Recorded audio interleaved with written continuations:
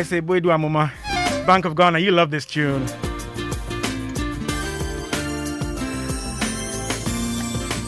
I'll break into it and do my praise with Sinach.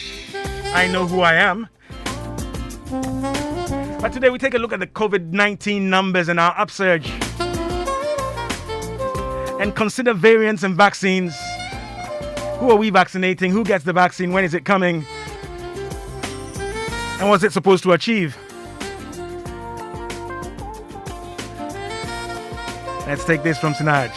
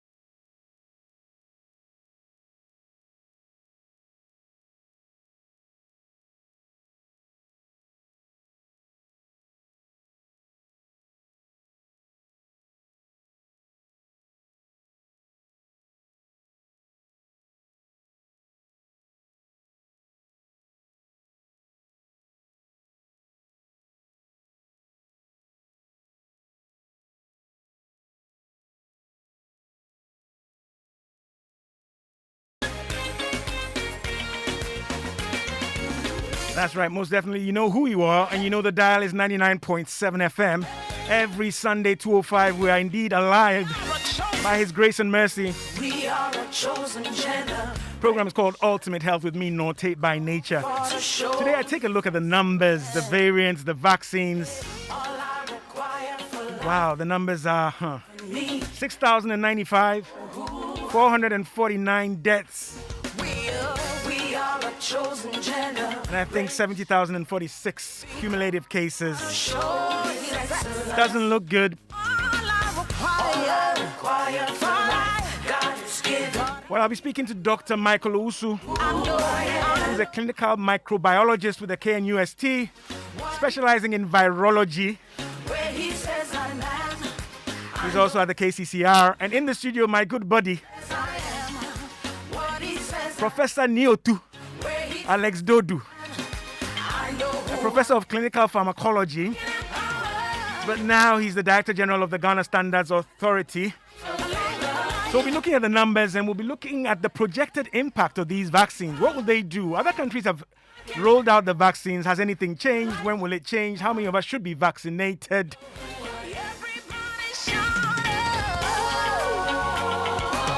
So that's why I brought them into the studio. Bra Alex, good afternoon. Good afternoon, Naughty. Olimashi.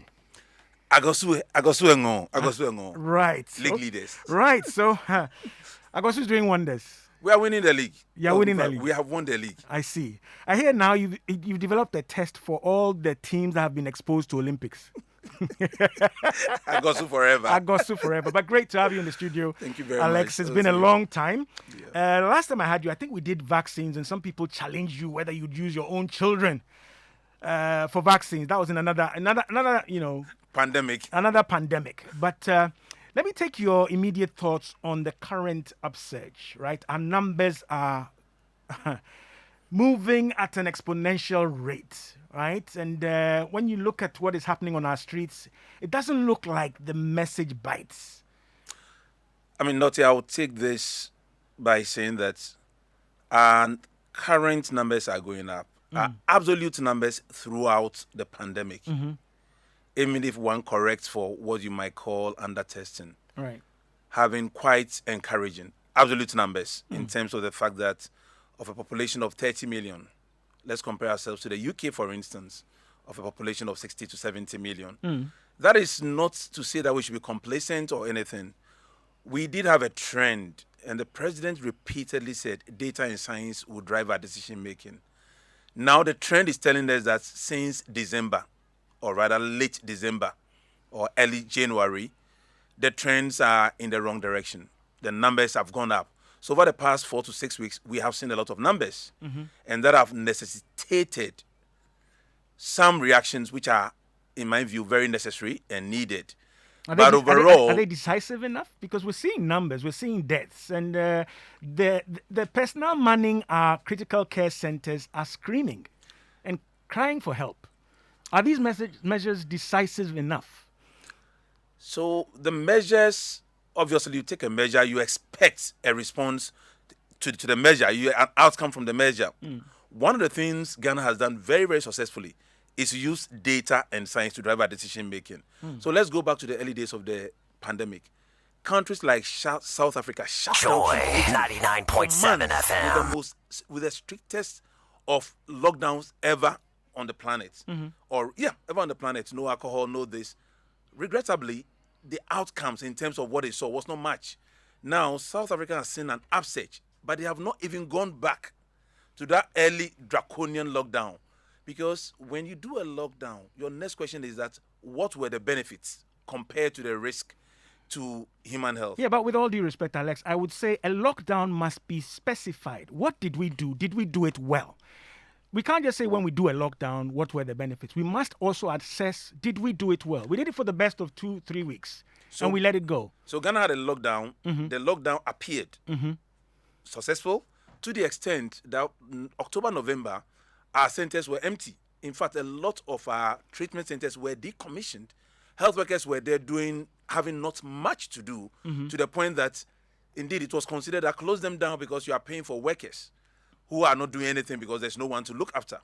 Fast forward January, this thing has come back with a bite.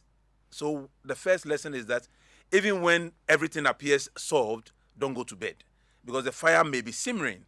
So that is the harshest lesson. Don't go to bed means those who were managing our response went to bed and took a decision to decommission centers whilst we knew we're going to have elections, we're going to re-register, and we're going to have Christmas. I mean, I'll take the Christmas, the elections and co. If there were going to be responses because of political activity or the opening of churches, this should have been looking at Joy 99.7 FM. 2 weeks, 3 weeks post all these activities. Right. We did not see that. Did we see a surge over the Christmas festivities? The data will tell us that the answer is a big yes. We saw a lot of surge. Did we see a lot of relaxation of all our protocols by individuals? Mask wearing went through the officials. back door. Individuals and officials, to be precise. Right. By all Ghanaians. High officials included.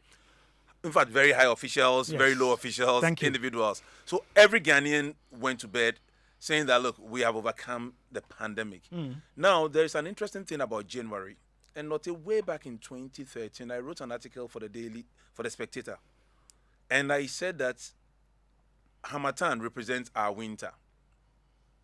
Why? Harmattan is a time that in this country, traditionally, we get a high amount of upper respiratory tract infections, purely because of the dust and other things. So if you run the pharmacy, Harmattan is when you used to sell chlorphenicol eye drops and all those things.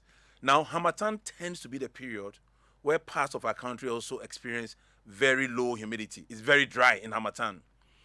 Now, these conditions, not these conditions alone, but these conditions will begin to mimic. In fact, my article said the winter is here. Harmattan is here. Because that's what we have. So there is also a contribution from the season and the fact that this is the traditional season for a lot of upper respiratory tract infections. Add to that corona, add to that a new variant, add to that all of us stopped wearing our masks. I mean, mask wearing dropped from about 80% to less than 4% in Accra and Kumasi and in most cities. We allowed it to drop. Now, if you talk about our enforcement, then you're absolutely right that the enforcement went away. The enforcement disappeared. Everybody thought Christmas has come, quote unquote, as in we all went to bed. And if you do a survey of very high officials, very medium level officials, very low level officials, and the general public, how many did not sit at a bar or to have a drink? How many did not pass through a party? Okay. But be that as it may, we collectively acted in a way that may, and Lottie, I'm saying this very carefully, that may have contributed. Okay.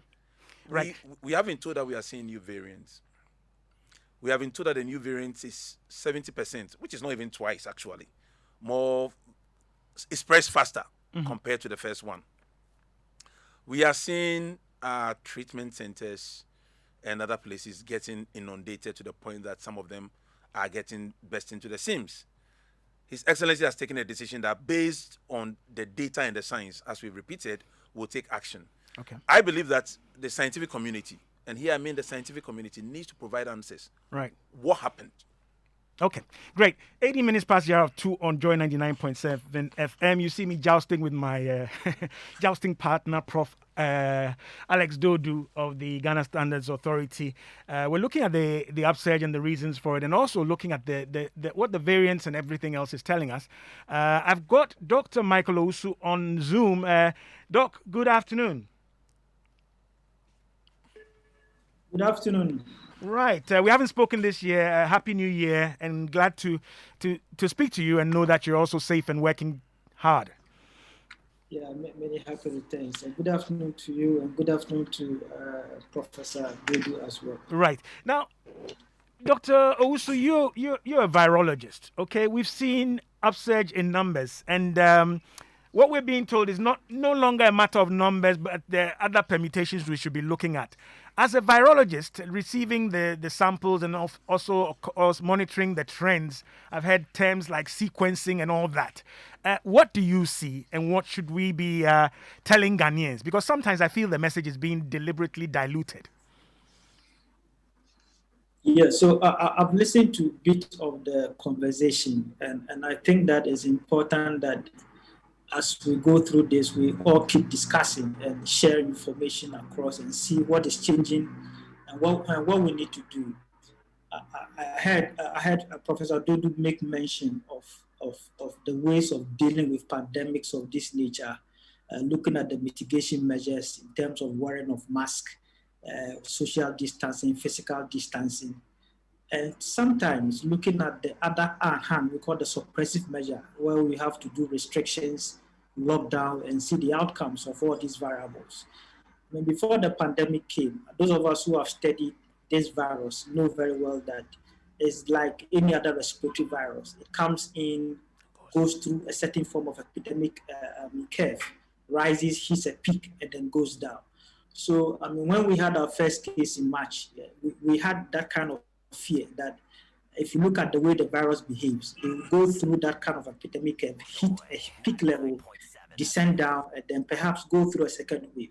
So in March, somewhere in July, August, we got to a point where we had over 1,000 new cases somewhere in July and August. That was where we had many people becoming sick, many of the centers full, many of the labs could not even run their tests. They were in a backlog and all those things. So this was somewhere in August, and we felt the pressure. Right. After that, we had a dip in the numbers, what we call the flattening the curve, because of many other measures we took, even including the lockdown. I mean, for me, a lockdown is a last resort, but we cannot discount the importance of some of these restrictions. When your mitigation measures don't seem to be working, it's like an experimental study. You have one arm where you say that let us introduce masks, let people wear, let's enforce it, right. Let's ban gatherings, let us reduce that. And then on the other hand, we are looking at how are the new numbers playing out? How are the deaths playing out? How is the hospitalization playing out? When these things don't seem to make effects on your outcomes in terms of death, hospitalization, and new cases, then of course you want to have an enhanced version of it. That is why many countries, when they are faced with this difficult situation, the mitigation measures don't seem to be working. People want to look at enhanced version of it to try and put in other suppressive measures and enforce, put in things that will level off the curve, so right. that you have some breathing space to deal with it. So I think we are in a situation where, it's evidential enough that is the second wave. And Prof, as sorry, said, Dr. it's not Dr. Owusu, if you, I understand perfectly what you're saying, but I want you to hit it in clear, Brofo. We're seeing the curve, mitigation factors are not working. It's evidential enough. Can you just tell Ghanaians, what is this trend telling us? I'm seeing graphs that are almost vertical, almost perpendicular, right? And I'll be told I'm paranoid, right? What is the situation currently that we're seeing, and what exactly are you saying is not working so that Ghanaians can hear you and act accordingly or modify their behavior accordingly? Thank you.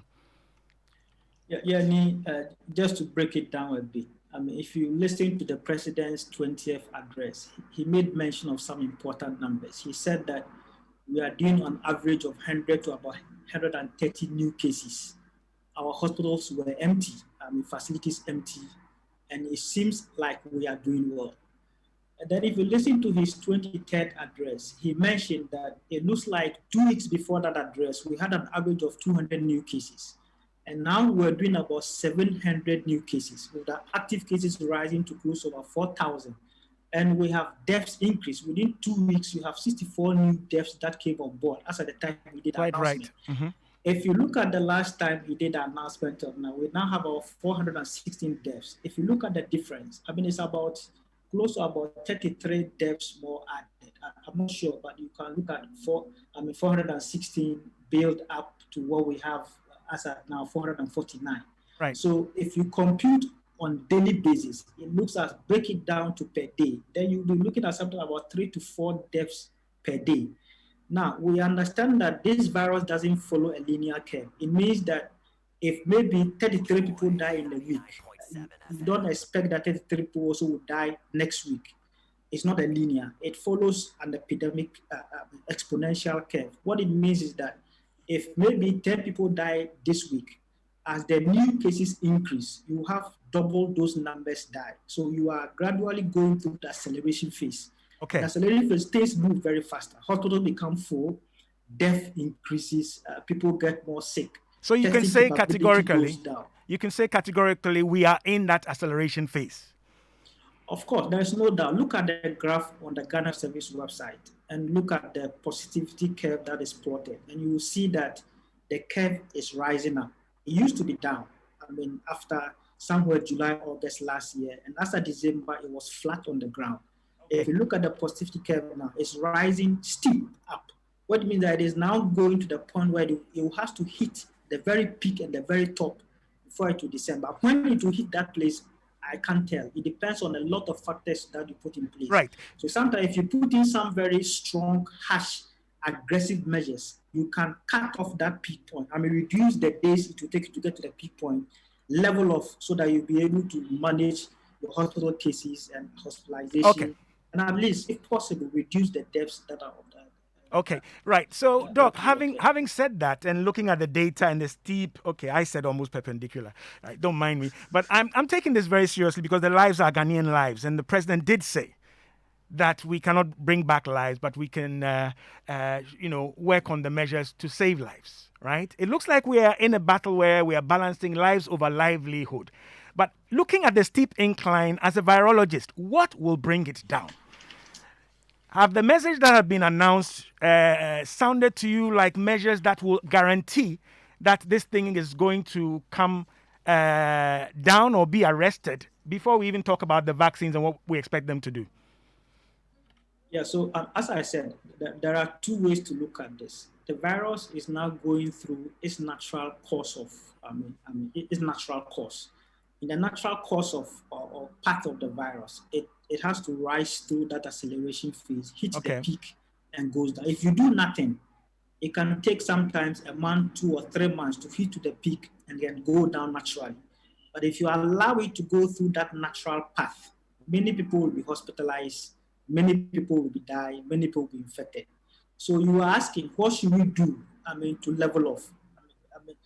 Last time the president spoke, the president made some very important announcements and statements regarding some forms of mitigation measure. He mentioned about the need for parties and pubs and other places to be closed. He mentioned the need for us to observe the social distancing, conferences, what we have to do, and parties and all. He mentioned quite a number of them.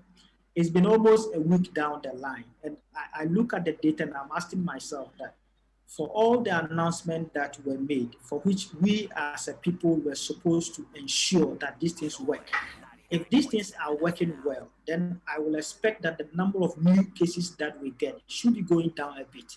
It's now about 790, and hospitalizations does not seem to be getting better. And the deaths seem to almost be around the same number, still going up.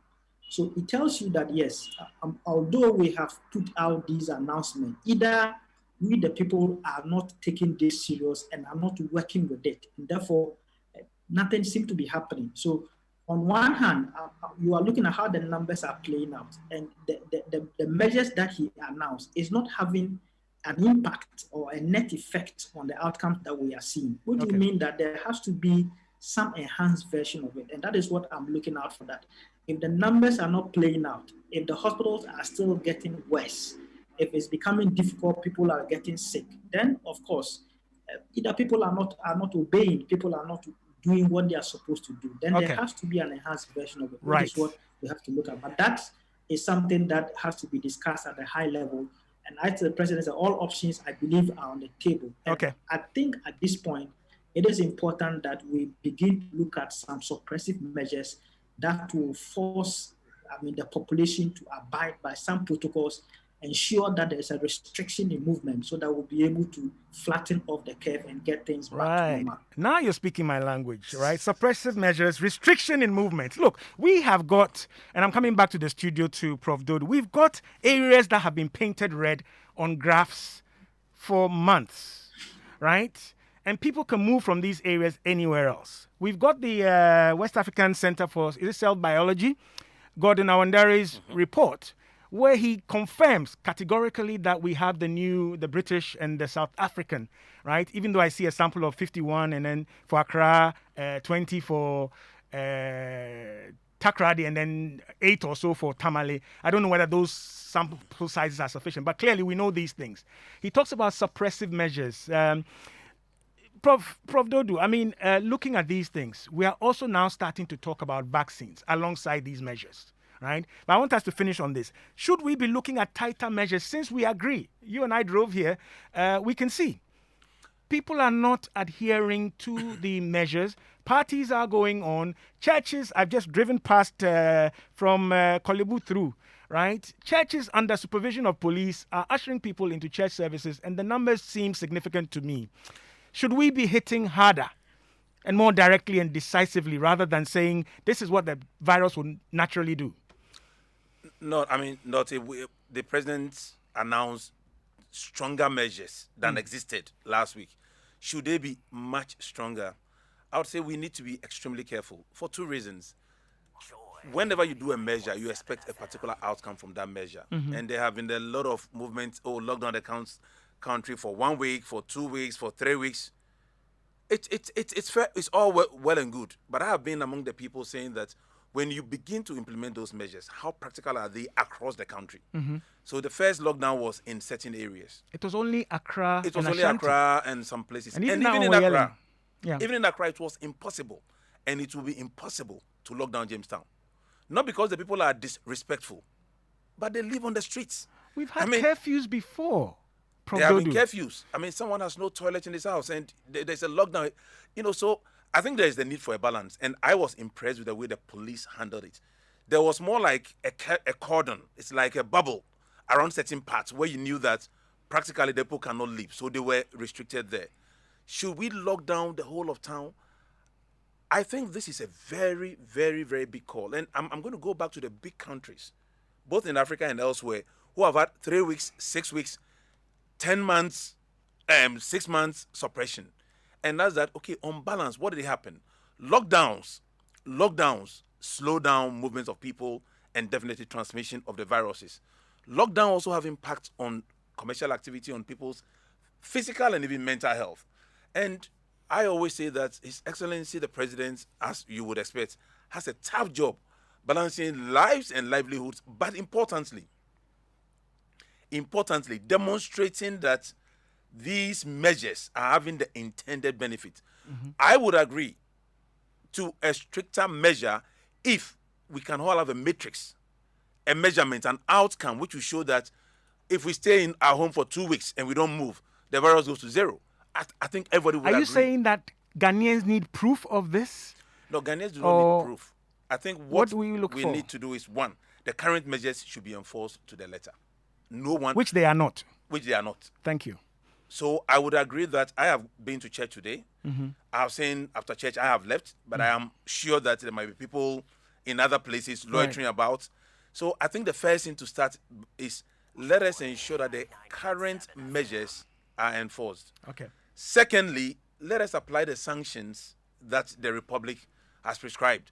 When that has happened, because currently mask wearing has gone up from 40 to 42%, according to one study. Okay. We need it at about 90%. Okay. I have driven through town, through Circle. Mask wearing is less than 40% visually, according to me, at Circle today. Prof Dodoo and Note et al. Exactly, because I was driving, and you count, maybe you see 2 on the chin, 1 on the nose, and the rest Yamutu. So my view is that in so many parts, we do not have enough. So I would see the effectiveness of these measures before going for more draconian measures.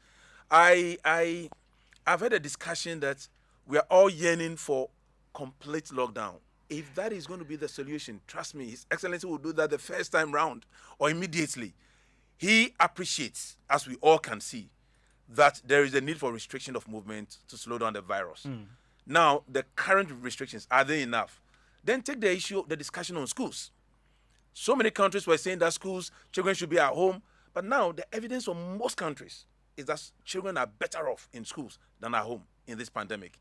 Now, to the extent that this is a developing story, to the extent that this is a story where the data is being collected, this is UK data and US data, one can say that maybe Ghana data may come up differently. So one cannot even be sure about the strength or the rigor of those studies because they are saying so.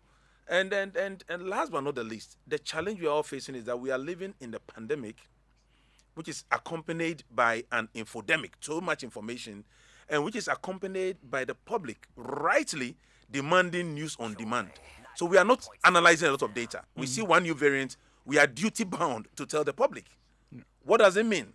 In fact, the UK has been forced to now come up and say that, look, viruses mutate all the time. We see so many variants. A lot of it will not mean anything. But unfortunately, we work for the public. They pay us, and they want to know what we find. Whether they understand it or not, it's not our problem. They want to know. We have to tell them. Right. Your problem is to translate what you find into decisive measures on the ground that we can all follow. It's 34 minutes past the hour 2 already. If you just joined us, this is Ultimate Health on Joy 99.7 FM. I'm trying to have a discussion that brings out the key and salient issues when it comes to the numbers, the variants, and so on and so forth. On Zoom, I have Dr. Michael Owusu. He's a virologist with the KNUST and the KCCR. And in the studio, my very vocal other half, Professor Alex Dodoo. If you have any questions, concerns, WhatsApp is 055 11 11 997. This one says, hi, good afternoon, Norte and Ultimate Health team. Please, does Ghana have what it takes to store the vaccines at negative 70 degrees Celsius? Please, may I know why great shows that educate and inform us is only 1 hour? Lord have mercy. This is from Solomon in Sunyani. Oh, well, we'll talk about that, okay? Maybe we need to look at that as well. I've got this which says, Norte, please tell Prof that from the data, it looks like the upsurge in COVID was over Christmas, especially at the airport. It's obvious that the new strain from UK and South Africa came through the airport. So why don't we shut down the airport again? This is from Ajo in Accra. This one says, good afternoon, Norte. I also love your tune, Dave Calls Together Again. I made it my ringtone since I started listening to the show over 3 years ago. Great stuff. Thanks. This one says, hey, I love your songs. This is from Emmanuel. Okay, people are on a musical trip. We're trying to curb COVID-19. The WhatsApp is 055 11 11 997. Okay, coming back to the issues. I'll come back to the tightening of measures. But we are also now starting, like other countries, to consider the introduction of vaccines. It's not a straightforward discussion, right? Procurement, they've been developed very, very quickly. And we are looking to grab some. What's the situation? If you can just briefly just tell us what the situation is. Very briefly, I think there has been so many misinformation on Ghana Web and other things based on the headlines. The situation is that Ghana has announced by the president will get some vaccines by the end of March. They will be distributed to those who are most in need. and they'll be given to those who are most in need based on the benefits we expect them to get compared to the risk they might survive if they take the vaccine. So I think on social media, we are saying that people with strong immunity are the only ones. That is not true. Most countries started with the elderly, and based on which vaccine you get. Because if you look at Belgium, for instance, they are saying that the vaccine Ghana is getting is not one they want to give to their elderly, and so on and so forth. The good thing I want to say is this: the Ghana Health Service will be coming up in the next day or two. In fact, they'll be coming out very soon with clear information on who will get it, because they are all not going to come. Do we know which vaccines we're getting? Or which vaccine? I've read that we'll get, as part of the COVAX arrangement, we'll get the AstraZeneca vaccine. Is that right? Or is that also fake news? No, that is correct. I have that information. It's been announced by the UK government. I mean, it's official information. Right. From that is not the government procuring it. That's part of that provision that has been made for various other countries. Yep. Right. But if you listen to the president's statement, it was clear. Ghana will get all vaccines which are safe and effective. So my expectation is that in addition to the AstraZeneca vaccine, right, other vaccines which will meet the threshold for safety and efficacy set by government will also be rolled out. Okay. And you would expect that not just in Ghana, similar to all other countries, as vaccines become available and we can use them safely and they meet our purposes, we will have to adopt them. Okay. The COVAX arrangement gives us 2.4 million doses. Yep. My understanding is the vaccines are given in 2 doses. Yes. So that means that will cover 1.2 million people. Exactly. Right. So we will have to prioritize. Mm-hmm. Okay? We will have to prioritize. Now, let me ask this for the benefit of my listeners. When you give a vaccine, my understanding again, and I'll come to Dr. Owusu as well, is that you hope to achieve a certain percentage of coverage for it to be useful. Yep. I mean, the so-called herd immunity, right, where enough people are protected that you don't pass on the the virus anymore. Right. It doesn't kill the risk. Right. But the risk of catching the virus, because almost everybody you meet is protected, is high. 1.2 million out of 30 million will not achieve that. So we can't do that based on the COVAX, which is supposed to have come in February or early March. So that means that a supplementary procurement must be done. The president did say that by the end of the year, every Ghanaian will be vaccinated.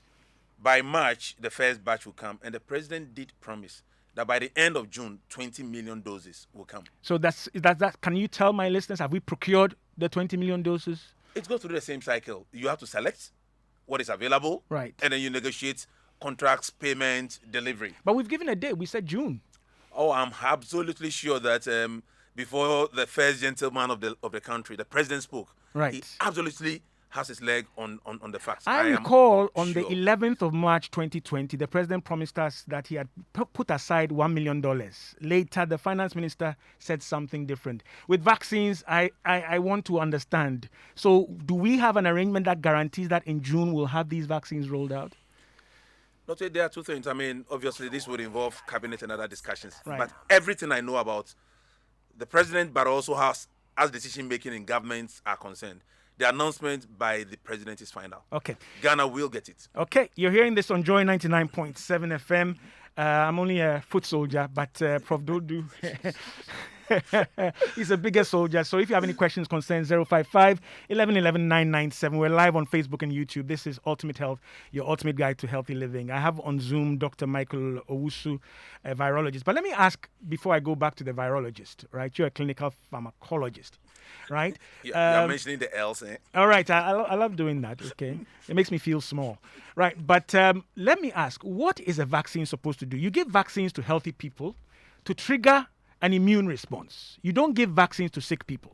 No, you do not give vaccine to sick people. Right. Vaccines are meant to be given to healthy people to stop them getting ill. Okay. That is the whole point of vaccination. Right. Okay. Now let me ask my second point. After you've been vaccinated, does it mean you can walk around without a mask and do anything? What is what kind of protection is it supposed to confer on the vaccinated? Clarity. The current answer is you cannot walk about without nose mask and other things just because you have received 1 dose or even 2 doses of the vaccine. Okay. So what is the vaccine supposed to do? It is supposed to protect you against getting the virus and against passing on the virus. And indeed, one of the thresholds of all the current vaccination regime, which is different from others, is the fact that for those who unfortunately get disease, the severity of the disease is reduced. Okay. The reason why you cannot go about wearing the mask is that none of the vaccines is or will be 100% effective. Okay. None will be 100%. So we're not saying that once we have vaccines and we've been able to pay for them and distribute them and administer them, that is not the end of COVID. Well, everything we know tells us that once enough people are protected, the number of active viruses circulating will go down. Will go down. As my friend the virologist explained, within a short time, the virus itself would literally die itself out and will be back to normal. Okay. Whether that will be in the year 2021 or the year 2022, we cannot tell, but it will happen soon. Okay. And definitely before the end of 2022. Right. Some of you who are older might remember us lining up for the gun vaccine, eh? Oh, the smallpox one. Oh, yeah. I fought like nobody's business. They had to hold me down before I got that. But if you have any questions, concerns, I'm going to activate the phone line 0302-216-541. 0302-216-541. WhatsApp is 055-11-11-997. You get to ask the questions. I'll also be finding out, like I said, you're not free. The vaccine is supposed to be another, should I say, tier of the response. Yep. Let's get people to understand that. I'll be asking Prof. Dodoo after I've come back from Michael Owusu, whether there's some education campaign to, address the conspiracy theories and people who, despite praying to God in high heaven, now say, "Memfa, yemfa." Is there a campaign? Is there a policy and education campaign going on? Dr. Michael Owusu, if you're still with me, is this the projected impact and importance of vaccines? Before that, I think Professor Dodoo made some very important points that I have to contribute. And I support him on this point that you cannot impose what we call the term lockdown. Lockdown is a very big term. The term I normally look at is restriction, having some hotspot restriction, especially when you have enough data and information that certain places are contributing actively to transmission. Which we have. And then you have to really look at it very well and see how best you can limit. If you look at the data presented by Noguchi and Wagbe, and then you were mentioning about this, although the sample size is small, 51 in Accra, 20 in Takrady, and I know they have about 8 of them in Tamale. For me, my worry is that this B117 strain that we used to say has high transmissibility, it looks as if the information coming out now is that it also associated with high hospitalization and possibly high mortality. It seemed to have some high lethal levels. My conversation with those in Noguchi seemed to show that among the routine cases that they are getting from both children and middle age groups and adults, those who are severely sick, they seem to find predominantly this new strain. Because of our low sequencing capacity, we have over 50,000 cases with an average of about 800 new cases. But I believe we are able to sequence about 300 samples within a week. Okay. So if you give us a month, we can at least sequence about at most 1,000 samples, which is not enough. It's about 10% of the positive cases we get in a month. So it's difficult for us to have a broad overview of what is happening in the entire country.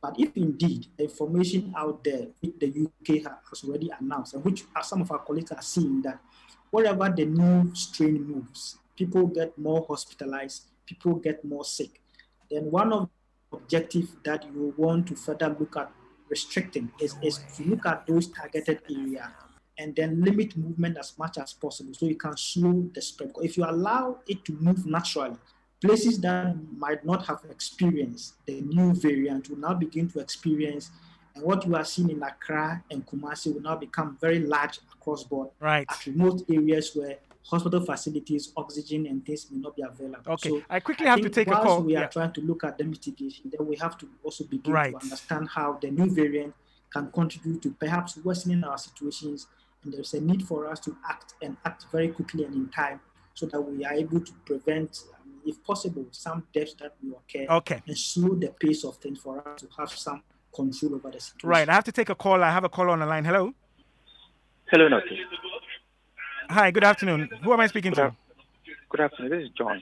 John, where are you calling from? Please lower there's a radio in the background. Lower it and then tell us where you're calling from and then share quickly. Yes, it's okay now. Yeah, go ahead. Shoot. Okay. There's something I noticed during the week. Can you speak up and speak a bit quickly so we can capture you? Okay. So this what happened during the week, and I saw that as a red flag. It happened within around Jamestown and in Choco area, where you have a lot of people on the street not wearing masks. I don't know what kind of other activity they were doing, but you have like most people, like more than 5,000 or 10,000. Right. That's after the president, had come out to say all of those things, and I'm sure Prof might or would have an idea. That's of his constituency. That things that normally happen within around this area. So, is there anything that can be done for like a serious caution? Because I saw policemen, just walking around and just looking on and not doing nothing. No. And I was really worried because we were stuck in the traffic with all these people. What do you think can be done about these people for such things to be stopped? Right. Thank you. Thank you, John. I have another call on the line. Hello. Good afternoon. Good afternoon. Right. Who am I speaking to and where are you calling from? Oh, this is Alex calling from Hachu. Right. Alex, shoot. Great. So, Noti, I think I just want to add to what the previous caller indicated.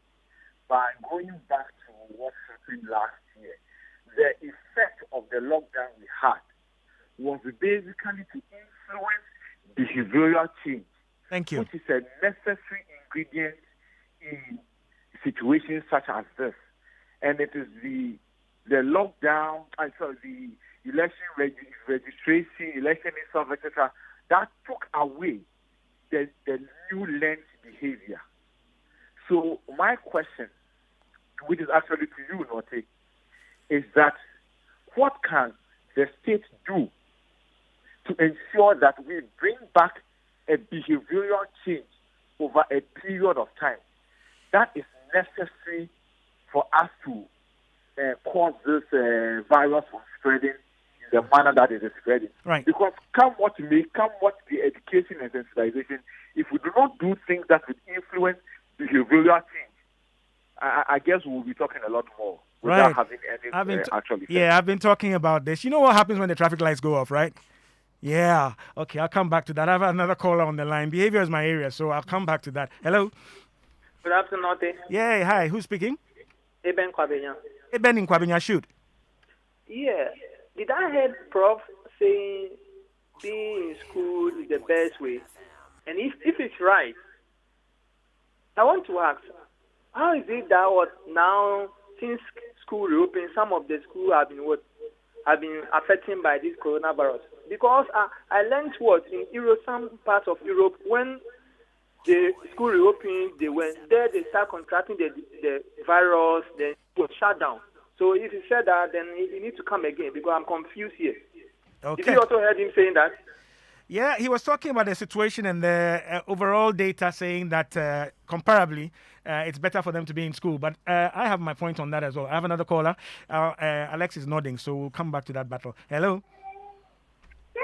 Hello? Hello, Note. Good afternoon. Afternoon. Who am I speaking to? This is Jackson Abusa. All right. You have other constituents in your polling station. Note. Yeah. Yeah. Prof saying that children being in the school is far better than being in the house. All right, I'll let him re-clarify what he was saying, and he was comparing it to an overall situation, but we'll come back to that. Okay? Please, Note, can you ask Prof for me? The school reopened. We start with KG people who are just 5 years. Is it good? Ask Prof for me. I'm listening. Thank you. Okay, I have one more caller. Hello, good afternoon. Hello, good afternoon, Mr. Note. Right. Hey, Lukman. Yes, I was. It's been ages. Afishiapa, share with us. Yeah, Mr. Note. I'm listening. Fine, thank you, sir. Yeah, go ahead. Share with us. Share with us. What do you have to say? Please, I have one question. Why is it that in Africa, anytime that we discover any medicine, it doesn't go anywhere? It doesn't matter how, even if we know the medicine works for us, it doesn't go anywhere. What is happening? The whole of Africa, we cannot get any medicine that would be effective to treat this COVID-19. I don't know. What is happening? Is it deliberate? Okay. That Africa, we shouldn't do anything better. Okay. Thank you. Right. So let me come back to my guest. We've got questions about behavioral change and why it was, should I say, undermined or compromised or shortened, right? And then also people are asking questions for requiring clarity on what you said about schools and the opening of schools and children being in school. I'll clarify the bit about schools first. I did see that the evidence from the US, Europe, and some countries is suggesting that children are better off in schools. And we're saying that even that evidence, because COVID is a changing situation, may also change again. But currently, the decision taken by Ghana has been driven by data and science. And that is why the children have been sent to school. Okay. Indeed, we do not have any information on what happened to children when they were at home. I've heard, sorry to cut in, but I've had a case in a school where they had a case and then they started testing the other children and then they'll test them and they go back to the dormitory, right? Yeah, I had a different one of a school where they were being put in the nicer part of the school for self-isolating, and every kid wanted to go into the nicer part because they were, quote-unquote, presumed to be feeling better. Right. But let's face it, every parent whose child is in school is going to be anxious. The state has done the right thing in ensuring that the balance is driven by the data and the science and the evidence so that children are safe. I mean, I keep saying that if my kids were in school, would I be happy? I will be happy based on the balance. Because you bring them home, they are moving here, we are saying go out, get fresh air, and all the issues considered together. Would I send my kids to school? I will. And if the state comes at a later time to say that, look, we think on balance they should go back home, I will still take them back home based on that evidence. It gets to a stage whereby leadership takes this decision on behalf of the people. And it is good for everyone to be anxious and to ask questions, but to realize that once the data comes to the population, it's done with the best of interest and to secure what is best for us. What I'm pleased about in the handling of Corona is that all the players, all the technical players are standing up to be counted. If things go wrong and we are found to have slept on the job, I think we will submit to any punishment there be. Because I've received a letter from the Private Schools Council where somebody is actually asking them to pay for PPEs or pay a fee or processing fee to get PPEs that have been, should I say, provided for free. So when you say the stakeholders are coming forward, they are all speaking, and some of them are not too happy with the level and degree of, should I say, collaboration and consultation. We should be doing much better with the schools and especially mapping them to the health facilities. It doesn't seem to have worked that well. I think the private schools, as well as, I'll say, the universities, the private universities, they've taken a serious knock. Their income have gone down, and any part of the protocol is extra cost for them. And I would agree that the engagement with them need to be ongoing. But coming back to the COVID, you mentioned behavioral change. Yeah. When I heard the listener asking that question, I started smiling. It's almost like 20 years ago. Because we have gone through this how many times?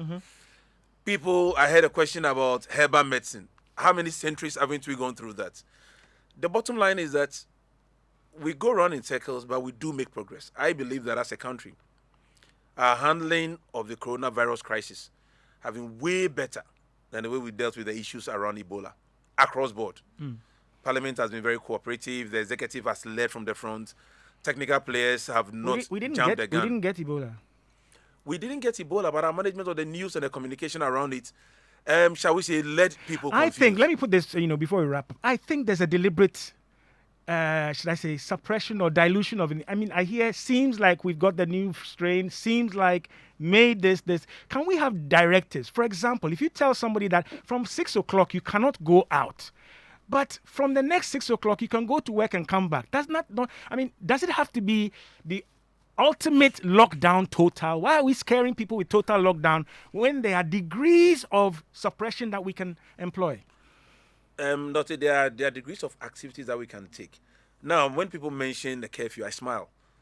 The way we are currently organized in Ghana, if we say people have to work from 6 to 6 and stay at home, the traffic alone, Sorry, I sneezed. I'm alone in the studio. I'll spray you. The traffic alone from any part to any part means that having a curfew will not be okay. Should we go to number plate issues? I mean, these are all things which are very complicated, and I wouldn't want to delve into it.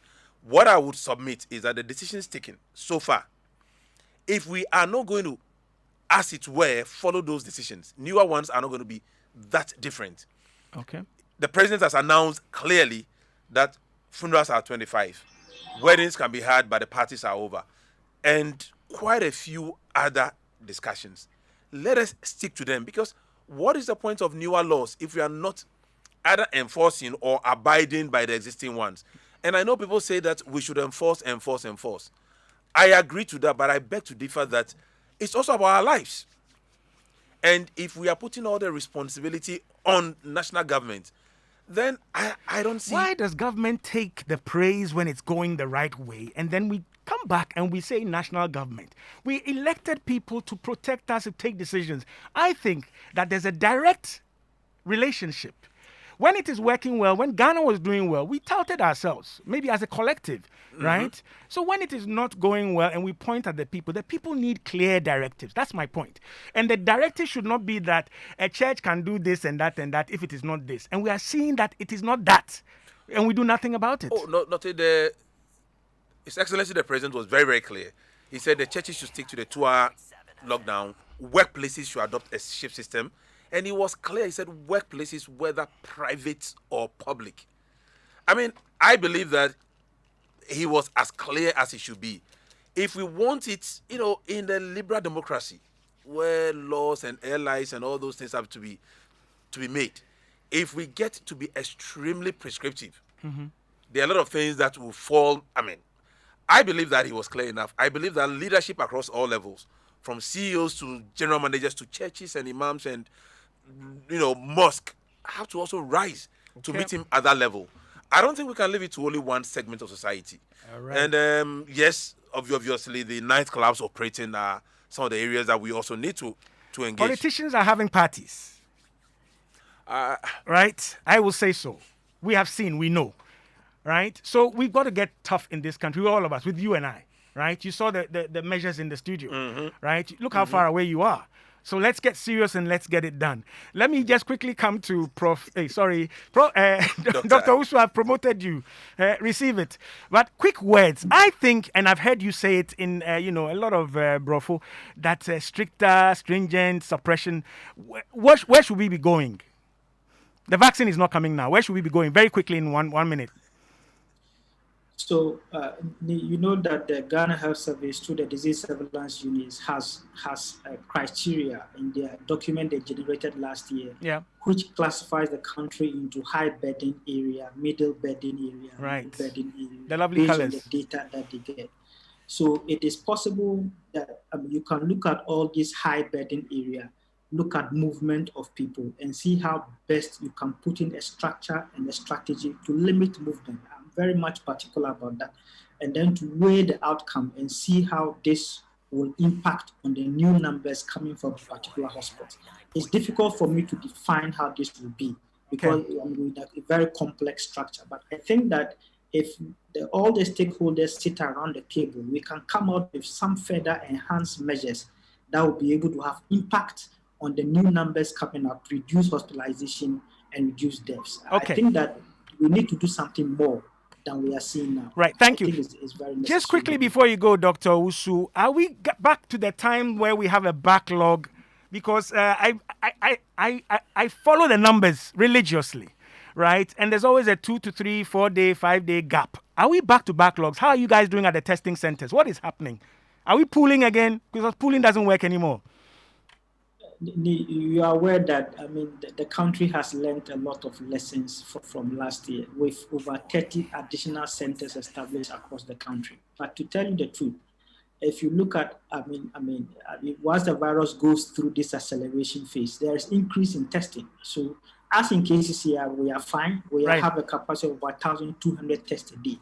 But I can assure you that if things go on the way it's going and the numbers are increasing and people are not going to follow the protocol, in the next 1 week or two, don't be surprised that you will hear Gucci, KCCR, and many centers in backlog, because as more people become infected, the pressure begins to increase. Even those testing may become infected. Some may fall sick, some may not be able to continue testing, and this puts enormous pressure on the testing centers. So for now, I think the country has done well. We have huge reagents testing across board, but if the numbers go up, I don't think that people can take it anymore. And we need to set up and begin to follow through what we are doing well, follow through the protocols, and ensure we do what we can best to limit spread, and to also give some breathing space for the testing centers and the hospitals to be able to manage our case. All right. Thank you so much, Dr. Michael Owusu. We need breathing space for our testing centers and facilities. He's asking for more stringent measures based on the outcome of the measures announced. Somebody, my good friend, Dr. Yafi, psychologist, Yafi Akenting, says that why are we saying it's not working? We need to give a couple of more weeks for the, should I say, impact to be evident. So that's another angle, but people are dying.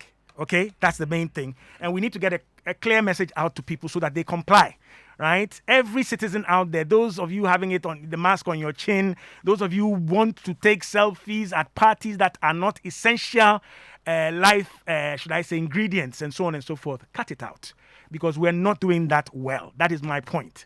That is exactly my point. And when traffic lights go off, everybody feels they have right of way. That is why I'm asking for strict behavioral measures that control people. If you're finding people, you're doing whatever, we'll get it done. And then lastly, I insist, nobody should come and give a press conference and show me red areas or epicenters if they're not going to do anything qualitatively different in those areas.